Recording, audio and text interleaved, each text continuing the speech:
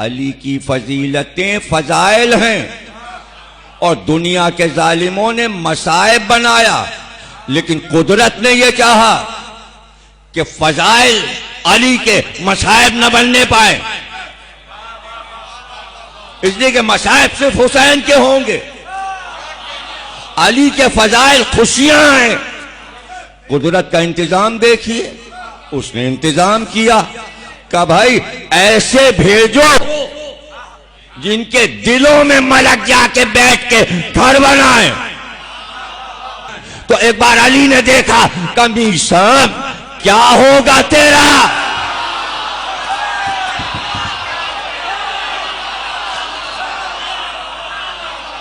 مصائب کو فضائل بنایا، ارے تیرا کیا علم ہوگا، بڑی محبت میں میری مرا جا رہا ہے، میرے بات تو زبان کٹے گی، سولی پہ چڑھے گا کہ 70 بار مار کے جلایا جا۔ فضائل فضائل فضائل۔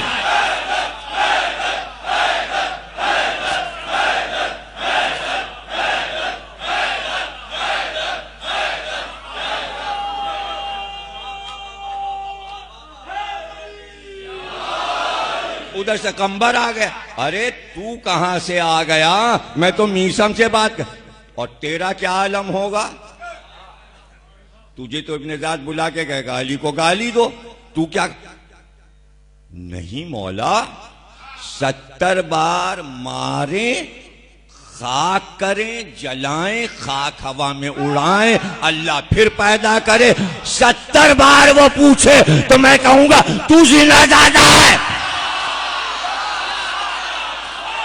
فضائل تو جملہ لے لو، علی کے چاہنے والے وہ تھے جو مصائب کو فضائل بنا دے۔ تو کیا آج کم مصیبتیں ہیں ہمارے اوپر، آئے دنیا دیکھے مصائب میں فضائل۔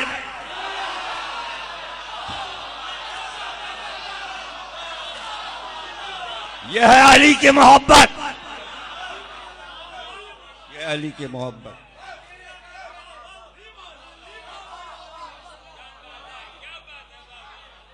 تو یہ معجزہ ہے، اسی کو کہتے ہیں عجب۔ دشمنوں نے چھپایا دشمنی میں، دوستوں نے چھپایا جان کے خوف سے، اور پھر اتنے آ گئے فضائل کہ دوسرے جلے جا رہے ہیں، اتنا بڑھا دیا، اتنا بڑھا۔ ہم نے کیا بڑھا دیا، ہم تو اسی حد میں ہیں جتنے مولا ہمیں بتا رہے ہیں۔ تمہارے سائے تلے مومنین آئیں گے، تمہارا پرچم کھلا ہوگا یا علی، رسول اللہ فرما رہے ہیں، اور تم ان کے امام ہوگے، تم ان کے امام ہوگے۔ اس کے بعد اللہ تعالی پہلے آنے والوں سے کہے گا اپنے پیچھے واپس چلے جاؤ، پیچھے چلے جاؤ اور نور کو تلاش کرو۔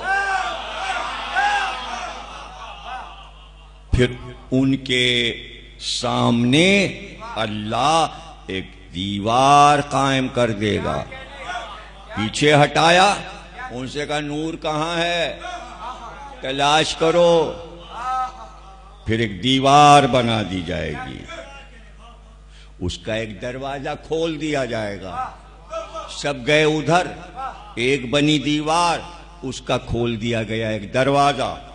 یہ سب اللہ اپنے فرشتوں سے کام کروا رہا ہے، جس کے باطنی حصے میں رحمت ہوگی، اور یہ لوگ میرے شیعہ ہوں گے، تو وہ لوگ جو دیوار کے پیچھے ہوں گے وہ وہاں سے ندا دیں گے، کیا ہم لوگ تمہارے ساتھ تمہارے گھروں کے آس پاس نہیں رہتے تھے؟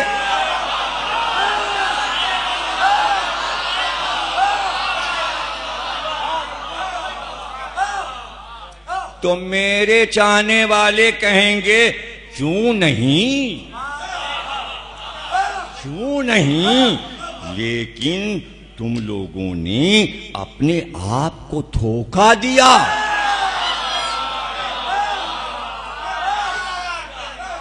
عجیب قوم ہے, یہاں بیٹھی سن رہی ہے اور وہاں محشر میں تبلیغ کرے گی.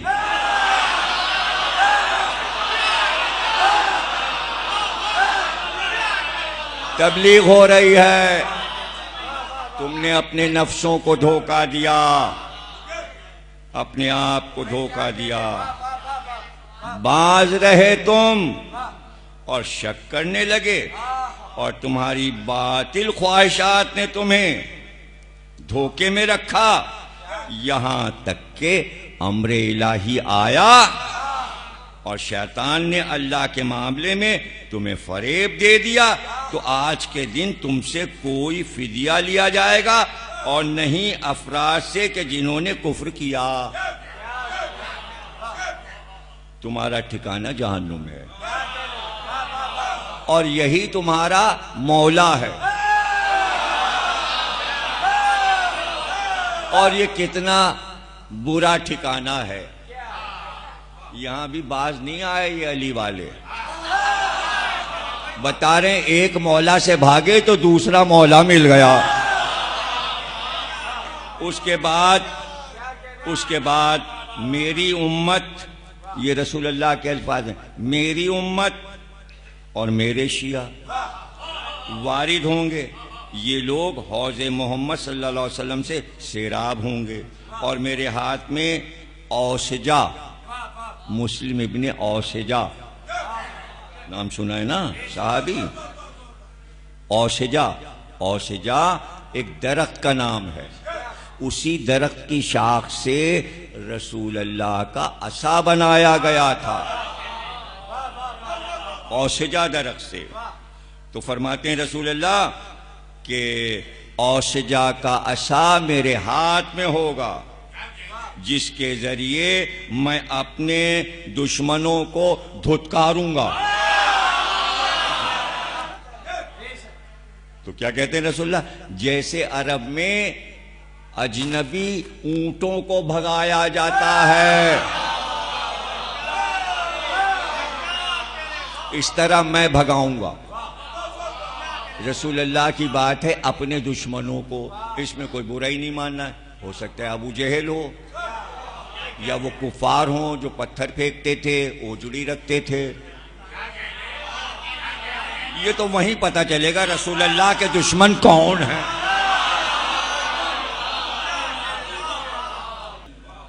مولا فرماتے ہیں یہ ہے کہ میں نے رسول خدا کو یہ فرماتے سنا, اگر تمہارے بارے میں غلو کرنے والے, مبالغہ کرنے والے ایسی بات نہ کہتے جیسی عیسائیوں نے حضرت عیسیٰ بن مریم کے بارے میں کہی تھی, تو میں تمہارے متعلق ایسی بات کہہ دیتا کہ تم جس قوم کے پاس سے بھی گزرتے وہ تمہارے قدموں کی خاک اٹھا کر اس سے شفا مانگتی.